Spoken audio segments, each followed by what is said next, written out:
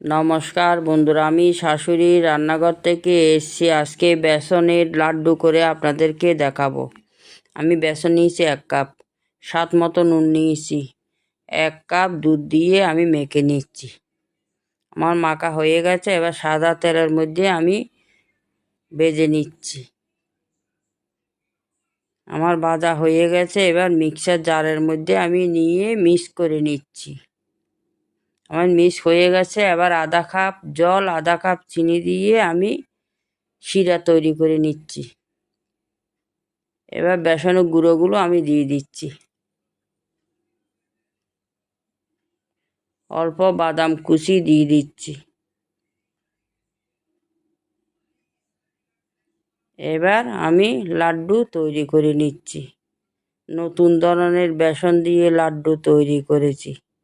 আপনারা কারা খেয়েছেন বলেন। জয় গুরু।